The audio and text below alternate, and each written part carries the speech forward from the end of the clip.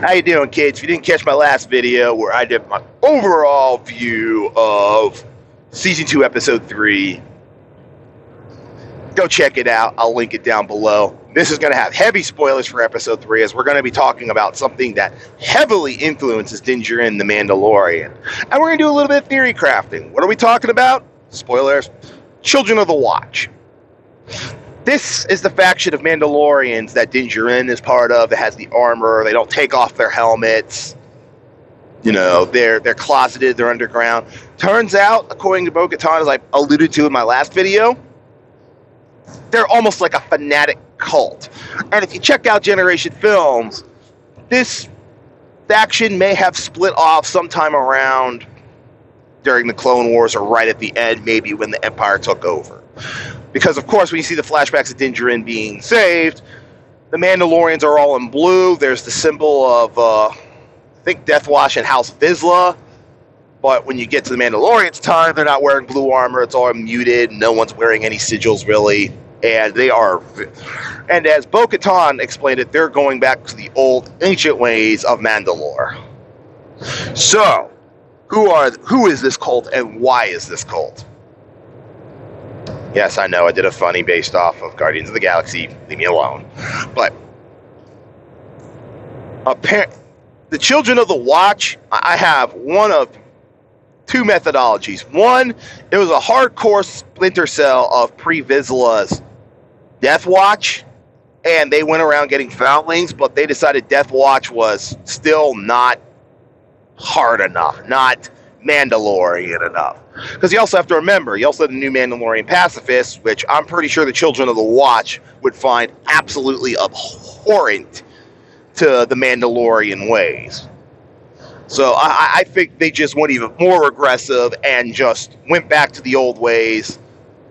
And once, Death Watch was pretty much defeated by Maul, I'm going to say probably about the time that Bo-Katan launched her own revolt against Darth Maul and then fought against the Empire, is when Children of the Watch basically went underground and became the cult as we see in the show.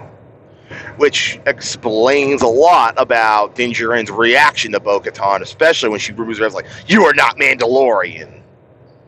This is the ways of Mandalore." And it's like, wow. His just initial anger and reaction of Bo-Katan.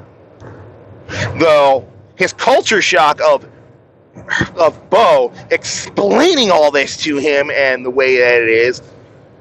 Of course, you can't see the Mandalorian's face. You can't see Djarin's face, but you can definitely tell by his body posture and all that, he's kind of processing in shock.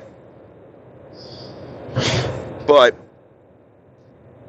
that's the first theory. The second theory is maybe this is an offshoot, and maybe Dave Filoni's trying to bring back an offshoot version of the Super Commandos or the Mandalorian Journeymen, who, again, after seeing everything that happened Mandalore during Clone Wars and then the Empire, basically reverted to old tribalistic ways, and that's why the way they are. We don't know. I have no clue. I'm just spitballing, theorizing, because this new faction of Mandalorians that just got, the bomb just dropped on us this episode. It's a major thing, and it just makes me wonder, what's their true backstory? I mean, Bo-Katan alluded to some of it, but I want to know more, because this is really interesting stuff to dissect Mandalorian culture. I mean, like I said, in the game Star Wars: The Old Republic, here's my character. I'm a Mandalorian. It's like, if I had to pick one character as my main, that would be it. I'm a Mando boy.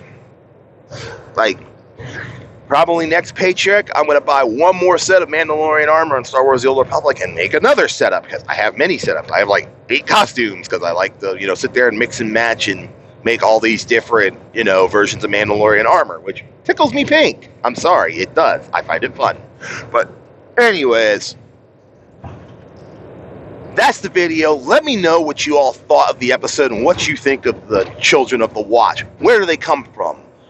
What's their story? Why did they do what they do? Why did they become this way? And what do you think the impact of Bo-Katan on Din Djarin is going to have moving forward? And is this going to change the Children of the Watch? Are they going to become a lot more like the Man? Is Pedro Pascal going to get his wish because of this episode? He starts acting more like Bo-Katan? Let me know in the comments below, and I'll catch you next time.